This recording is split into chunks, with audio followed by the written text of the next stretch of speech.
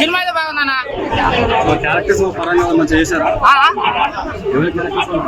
Super. Janhvi Kapoor చాలా బ్రహ్మాండం ఉంది.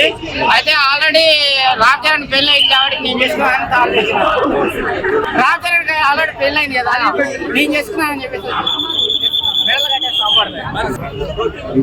గేమ్ చేంజర్ ఒడ్డుతో సహా ఇచ్చేసింది అంతే.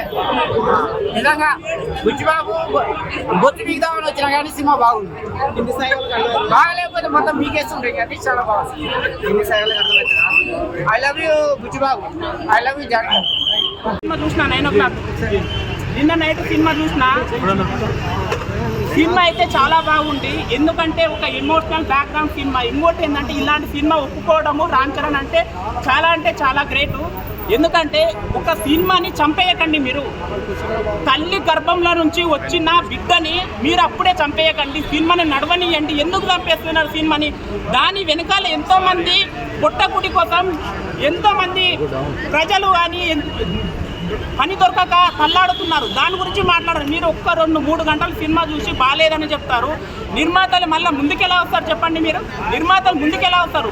ప్రతి ఒక్కరు 5 నిమిషాలు ఏదో మేము కెమెరా ముందు నిలబడి మాట్లాడి. ఇంకోటి ఏంటంటే పెద్దగా ఇక్కడ మైనస్ అయ్యేది, ఏ హీరో ఫ్యాన్స్ అయినా సరే ఫ్యాన్సే సినిమాని చెడగొడుతున్నారు. మా హీరో తోపు, మా హీరో తోపు, అందరు హీరోలే తోపు. మీరు ఎవరైతే ఫ్యాన్స్ ఉన్నారో ఫ్యాన్స్కి స్పెషల్గా దండం పెట్టి చెప్తున్నాను. ప్రతి ఫ్రైడే ప్రతి హీరోది, ప్రతి ఒక్క ఫ్రైడే ప్రతి హీరోది. అది మనం గుర్తించుకోవాలి. ప్రతి హీరో సినిమా ఆడాలి. ఈ సంవత్సరం 350 కోట్లు కాదు 1000 కోట్లు రామ్ చరణ్ చేస్తే next NTR, next Mahesh Babu, next Prabhas, ఇలా ప్రతి ఒక్కరు ప్రతి ఫ్రైడే మా హీరో గొప్ప అని చెప్పుకోవాలి. అంతేగాని మా హీరో ఇంత, మా హీరో కలెక్షన్, ఏ హీరో, అందరు హీరోలు గొప్పని. మూవీలో నచ్చింది ఏంటంటేనా, మనం ఏదైతే మన వ్యక్తిత్వం కోసం మనం ఈ పల్లెటూరు నుంచి వచ్చి ఎవరైతే పల్లెటూరులో ఉంటారు కదా, అక్కడ ఉన్న వాళ్ళకి ఆ బాధ తెలుస్తుంది. పల్లెటూరు నుంచి వచ్చిన వాళ్ళకి ఆ బాధ తెలుస్తుంది. ఎందుకంటే ఓటు హక్కు లేదు. మనం ఈ ప్రపంచంలో ఉన్నామా, మనం దేంట్లో ఐడెంటిటీ లేదు అని ఐడెంటిటీ కోసం వెతుకులాదేదే సినిమా. ఎందుకంటే నువ్వు గోల్డ్ మెడల్ గెలిచినా కూడా గోల్డ్ మెడల్ తీసుకోకుండా నా ఊరికి రైలు ఆగాలనే ఉద్దేశంతో నా సినిమాని చూపించిందంటే దాని ప్రతి ప్లస్ అనేది ఉంటుంది, మైనస్ అనేది ఉంటుంది. ఇక్కడ ఉన్న వాళ్ళు ఇంతమంది ఉన్నారు. ప్రతి ఒక్కరిలో ప్లస్ ఉంటాయి, మైనస్ ఉంటాయి. కొంతమంది మూవీలో నేను రామ్ చరణ్ సెకండ్ హాఫ్లో కుస్తీ ఫైట్ ఉంటుంది.